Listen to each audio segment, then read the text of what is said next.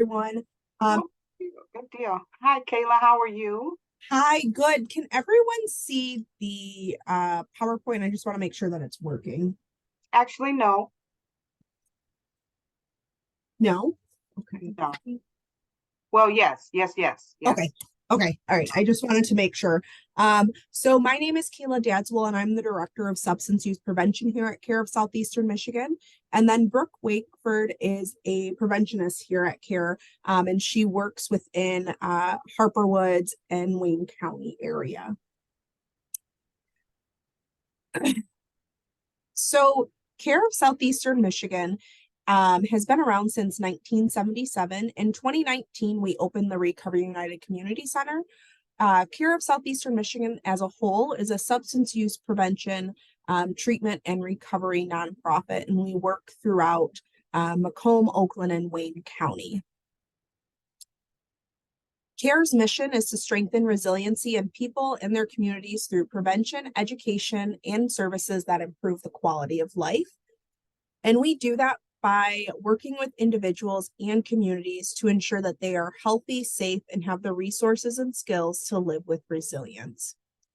So we do that throughout a variety of our different programs, which include youth and adult clinical and treatment services, case management services for families, peer recovery support, as well as a new program that we actually have, which provides a recovery support peer for teens, as well as then for the family. And then what Brooke and I do is in the substance use prevention field side of things, which also includes our parenting classes. So the goals for today, we're going to start out with reviewing what is a drug. We're going to review the stages of addiction and learn about the impact that addiction can play on the family, but then also learn some strategies when working with youth impacted by addiction. So by definition, a drug is any chemical substance except for food that causes mental, emotional, or behavioral changes in a user. And what that simply means is anything except for food that you put into your body that changes the way you think, feel, or act. So what we know is that drugs are classified, have a variety of different classifications. The first one that we're going to talk about are opiates. So opiates, also known as narcotics, which comes from the Greek word for stupor, and originally referred to a variety of substances that dulled the senses and relieved pain. Though some people still refer to all drugs as narcotics, today, when someone actually mentions narcotics, it actually really refers to opioids. A more current term for these drugs with less uncertainty would obviously be an opioid. Examples of this include heroin and then pharmaceutical drugs like oxycodone, Vicodin, and then methadone. What also falls in this is fentanyl as well. Next, we have depressants, which these typically put you to sleep and relieve anxiety and muscle spasms, which can include Valium, Xanax, as well as alcohol. Next, we have stimulants, and these typically speed up the body's system. And these drugs include things such as Adderall, Concerta, cocaine, and methamphetamine. Next, what we see are hallucinogens. So these are found in plants and fungi, or they are synthetically produced and are among the oldest known group of drugs used for their ability to alter human perception and mood. And these can include things such as acid, Molly, and ecstasy. Now, I know some of you may be thinking, well, you kind of forgot about one of the most common drugs that we hear of, and that's marijuana. And the reason why we did not actually put that in a classification is that it's something that belongs in its own class, and that's really due to the spectrum of behavioral effects that are really unique, which then prevents classification of the drug as a stimulant, sedative, tranquilizer, or hallucinogen. So what we see with marijuana is that tolerance can develop rapidly after only a few times of using, but it can also disappear rapidly as well. We see with dependence with marijuana that it can cause compulsive drug seeking, craving, and use even in the face of negative health and social consequences. And withdrawals tend to include things such as restlessness, irritability and mood, agitation, hyperactivity, insomnia or increased dreaming, nausea, cramping, decreased appetite, and sweating.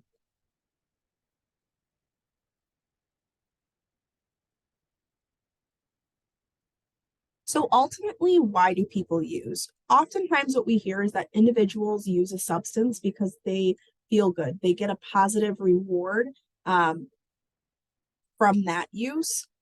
Or we hear that people might use in order to relax.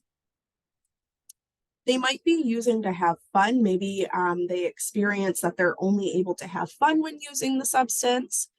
Oftentimes it has to do more with curiosity. So they've maybe heard about the drug and are curious about the effects that it can have on them. They might be using because they want to fit in. Maybe it's a substance that is used often in the family, or is used by their peers, and so they want to use in order to fit in or to feel better. They might be coping with some underlying symptoms, which also then leads to the self-medication. So they're using it to medicate themselves or because of addiction. So what is addiction? So addiction is a disease which is brain-based and starts as a choice and then spirals. The thing to remember with addiction is that it's once it truly becomes that addiction, it's no longer a choice and it's not a character flaw. Addiction is chronic, and that is because it's characterized by drug seeking and use that is compulsive or difficult to control despite harmful consequences. It's also progressive. So the brain changes over time with drug use and challenges someone who is addicted, self-control, and interferes with their ability to resist intense urges to take the drug. And this is why drug addiction is also a relapsing disease. What we know is that addiction can also be fatal. So most drugs will affect the brain's reward circuit by flooding it with the chemical messenger dopamine. And this overstimulation of the reward circuit causes the intensely pleasurable high that leads people to take a drug again and again. We also know that addiction is genetic. So no single factor can predict whether a person will become addicted to drugs. However, a combination of genetic, environmental, and developmental factors influences risk for addiction. The more risk factors a person has, the greater chance that they will become addicted to taking drugs once they've started. We also know that it is treatable. We know that it can be successfully managed as well. And we also know that it's preventable. So this is what Brooke and I really work to do, is to prevent addiction or substance use from occurring. So next, what we're going to walk through are the stages of addiction. So the first stage is the substance use experimentation stage, also known as the learning stage. So in this stage, a person is typically curious of how drugs will affect them, and they might turn to drugs as a way to temporarily forget or to cope with problems in a single moment. When the person uses, they will not immediately experience any serious negative social or legal consequences.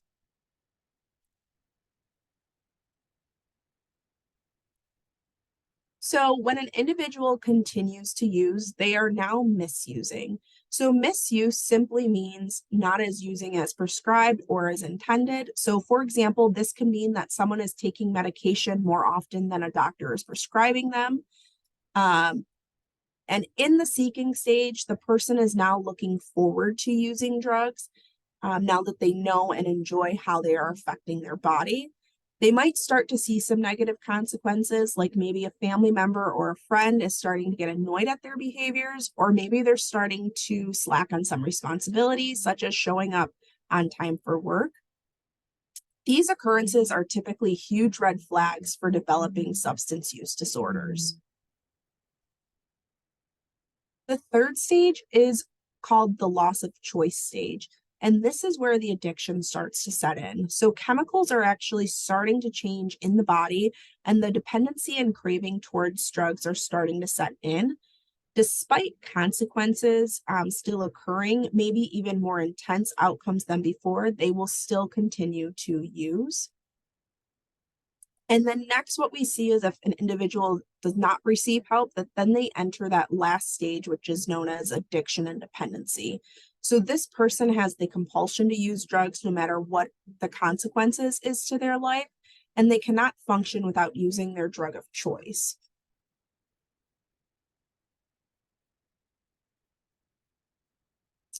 So who is impacted by addiction? What we typically see is that, of course, the person who is has the addiction is impacted, but also then on the next level is the family. So the family of the individual who has the addiction, followed then friends. So not just friends of the person who has the addiction, but also friends of family members. And then ultimately too, the community is then impacted by addiction as well. So what we're going to talk about next are some stressors that we see that may lend to substance use occurring. So things might be a new baby, maybe there's some abandonment or change in family. It could be homelessness. It could be a divorce or separation. It could be incarceration, maybe unemployment. Could be a hospitalization of a family member or self. There could be domestic violence. There could be moving. There could be bullying or food scarcity.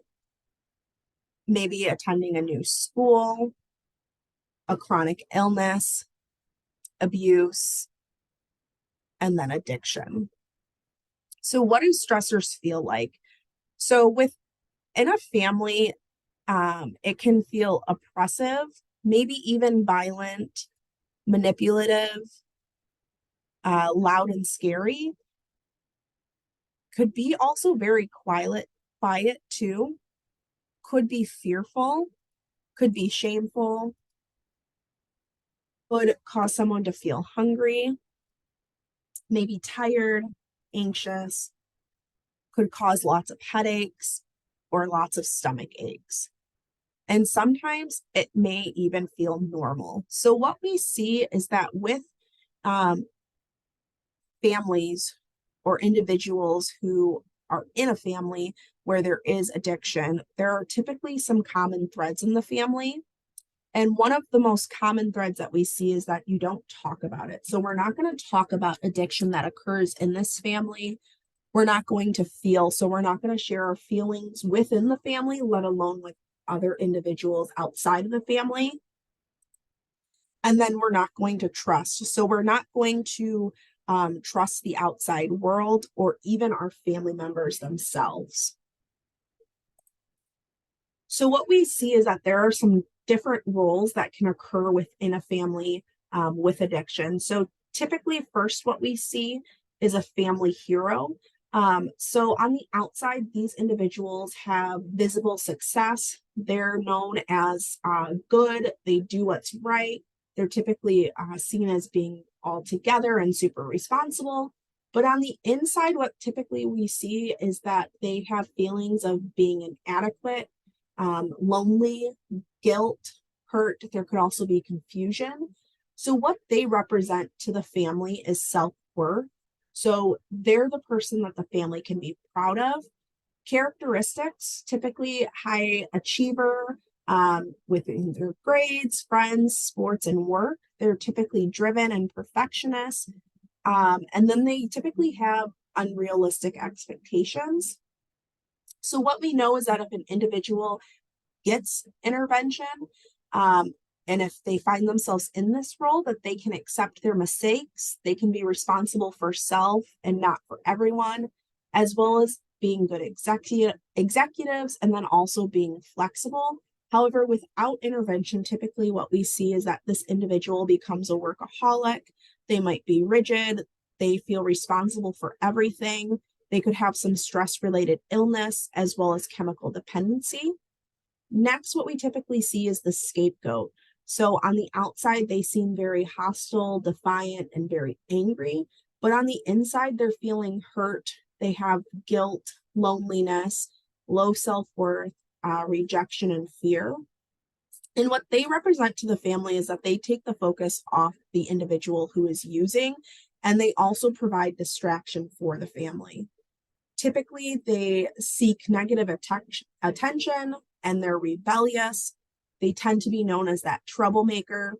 They won't compete with the family hero, and they tend to be more peer oriented than family oriented. And they also tend to be very self-destructive as well. If this individual does not receive intervention, they're more likely to have an unplanned pregnancy, early chemical use, trouble within school, and then later in the workplace, as well as potential prison. However, with intervention, they can accept responsibility. They could be good counselors. They would have courage and then ability to see reality. Next, what we typically see is a lost child. So this is an individual that's more private, detached, and withdrawn, as well as tends to be the loner. They might appear independent because of them being so private, as well as then shy. But on the inside, they typically feel that they are hurt, as well as guilt, loneliness, inadequacy, and unimportant. So they're typically the relief to the family. So they view this individual as it's one child that they do not have to worry about. They tend to truly be invisible and quiet, as well as have no friends, tend to be a follower, have trouble making decisions, as well as being passive, and having a heavy fantasy life. Without intervention, they typically have little zest for life. They can be promiscuous. They can often die at an early age, as well as suffer from obesity. With intervention, they tend to be independent, talented, creative, imaginative, as well as self-actualized. And then usually last, we see the mascot. So this is usually the individual that seems very immature, and tends to be that clown and always seek attention. However, on the inside, they tend to have fear, insecurity, confusion, and loneliness. And they tend to be the individual that's that comic relief and offers the fun and humor for the family. They tend to be more hyperactive, as well as having learning disabilities and a short attention span.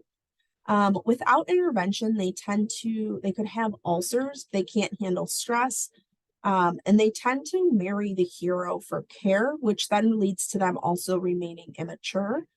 However, with intervention, they can take care of themselves and are no longer the clown, and they can actually develop then a good sense of humor as well.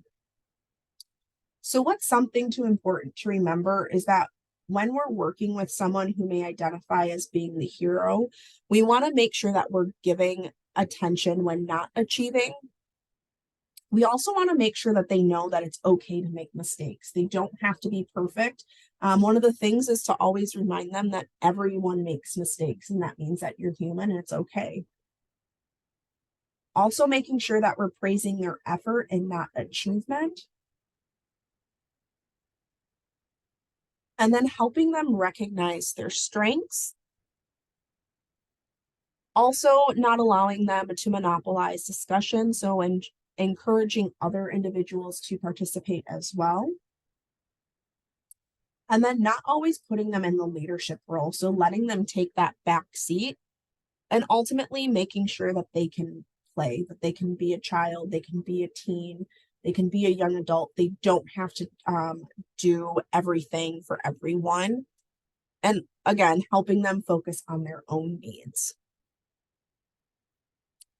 So with the scapegoat, we want to make sure that they know when behavior is inappropriate. And we want to make sure that we don't get hooked on anger and that we attempt to develop empathy within that child.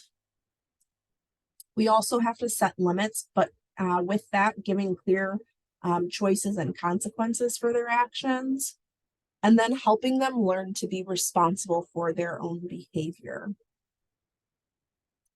We also, with the consequences, have to make sure that we follow through with the consequences. And then giving this individual responsibilities and opportunities for leadership. So with the lost child, you want to do one-on-one contact and pointing out and encouraging their strengths and talents. We also want to make sure that we help children and teens build relationships with other individuals as well as encourage them to participate in small groups, as well as provide opportunities for decision making and helping the child focus on their own feelings and needs and not allowing them to remain silent. For the mascot, it's important that we teach them that it's okay to feel angry and also giving them tasks with importance or value. We should also hold them accountable for their behavior, especially when it's something that's inappropriate. We want to encourage appropriate behavior as well as making sure that they're responsible. And then one of the big things is not laughing at the silly behavior and defining for them what are some of the limits and making sure that we're establishing eye contact with on their level.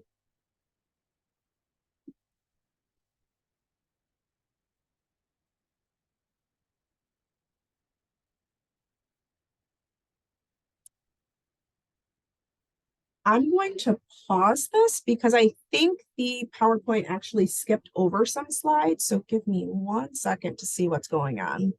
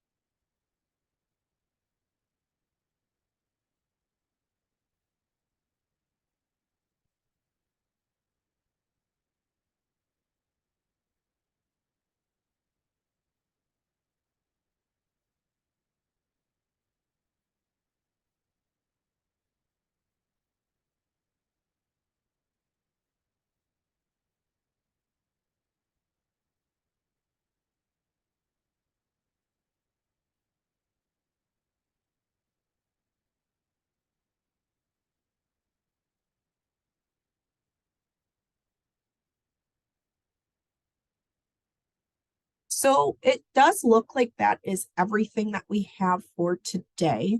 What I am including in the chat is going to be a handout that we typically give when it's in person, in which it goes over everything that we talked about today.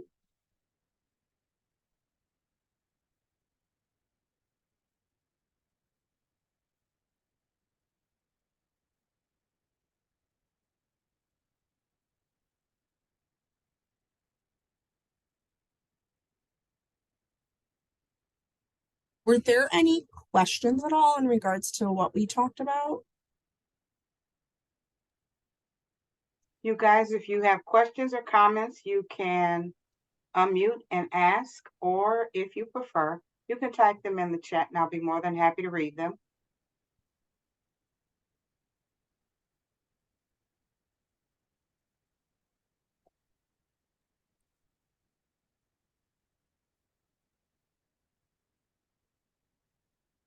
So it Oh, doesn't look like it lets me drop the document in the chat. So can I email that to you, Tony? absolutely, and I'll make sure that it gets published.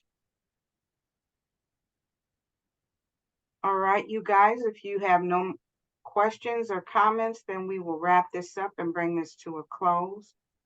Thank you guys for joining. Thank you, Brooke and Kayla. Great presentation. And I'll see you guys next time. Everybody have a great day.